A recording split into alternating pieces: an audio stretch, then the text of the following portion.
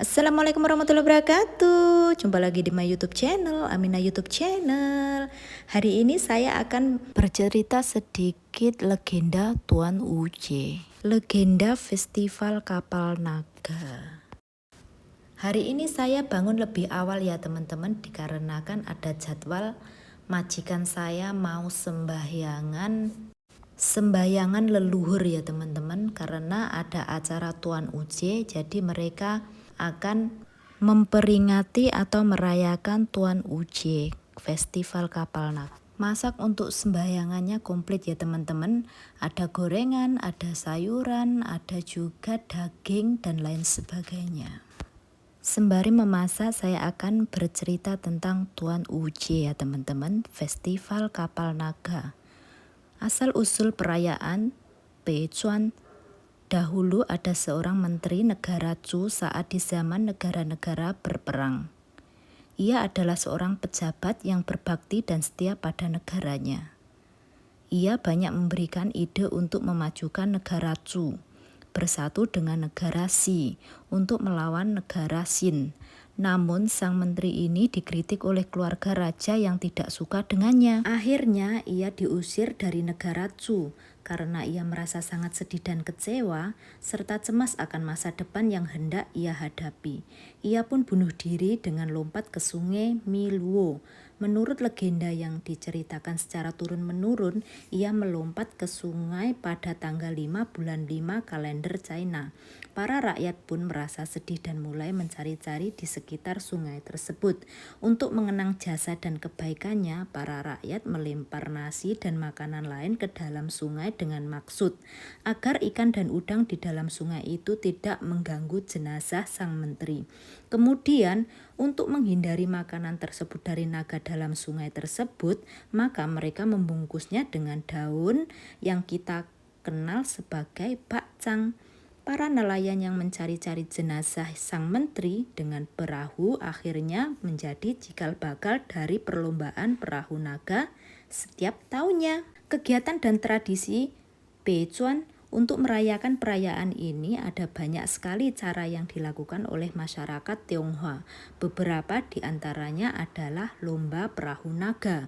Perlombaan ini masih ada sampai sekarang dan diselenggarakan setiap tahunnya, baik di Tiongkok daratan, Hong Kong, Taiwan maupun di Amerika Serikat. Bahkan ada perlombaan berskala internasional, kebanyakan berasal dari Eropa ataupun Amerika Utara. Perahu naga ini biasanya didayung secara beregu sesuai panjang perahu tersebut. Makan bakcang. Tradisi makan bakcang secara resmi dijadikan sebagai salah satu kegiatan dalam festival Bechuan sejak dinasti Jin. Sebelumnya, walaupun bakcang telah populer di Tiongkok, tetapi belum menjadi makanan simbolik festival ini.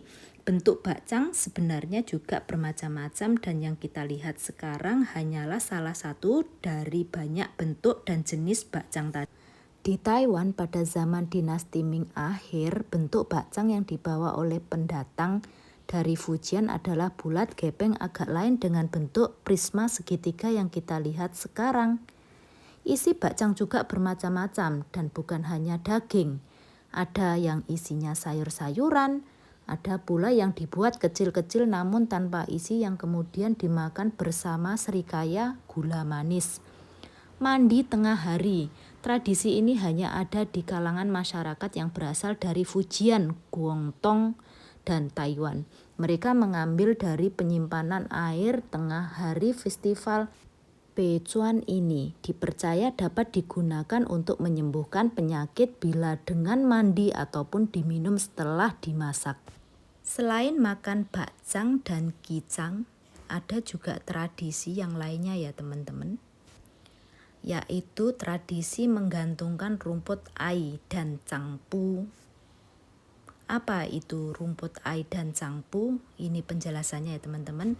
Menggantungkan rumput ai dan cangpu, tradisi hari bakcang atau Bechuan biasanya jatuh pada musim panas, di mana adanya kepercayaan bahwa bulan penuh rawan penyakit, lalu dengan menggantungkan rumput ai dan cangpu di depan rumah dipercaya mengusir dan mencegah datangnya penyakit. Nah, Kita mau percaya atau tidak, ya inilah tradisi yang ada di Taiwan ya teman-teman.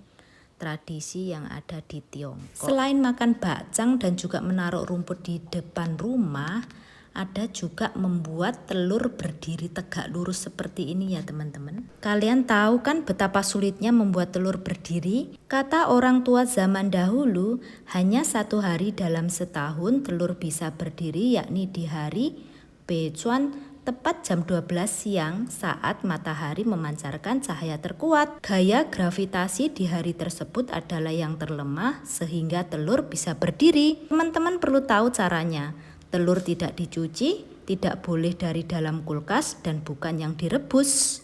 Dan mereka juga mempercayai jika berhasil berdiri seperti ini, kita akan mudah mencari rezeki ya teman-teman. Hidupnya akan beruntung. Ya, kembali lagi ini mitos atau fakta. Menghargai tradisi ya teman-teman. Apapun tradisinya kita tetap menghargai kepercayaan masing-masing. Apakah kalian hari ini juga melakukan hal yang sama teman-teman? Pukul 12 siang mencoba melakukan aksi ini dan ini sangat unik teman-teman. Kalau kalian hari ini belum mencoba, semoga next time kalian juga mencoba. Walaupun berbeda-beda ras, suku, budaya, negara, dan agama, tetapi tetap rukun dan saling menghargai, menghormati perbedaan. Nah, begitulah cikal bakal bakcang ya teman-teman. Di balik keenakan bakcang ada histori dan cerita yang menarik untuk kita ketahui. Nah, kalian domisili di negara mana saat ini? Apakah di negara yang kalian tempati ada legenda atau budaya turun-temurun yang masih dijalankan? Yuk tinggalkan kesan cerita yang kalian tahu di negara yang sekarang kalian tempati. Tulis di kolom komentar, yuk saling sharing cerita kalian kepada teman-teman yang lain. Thanks for watching, see you next video, bye-bye.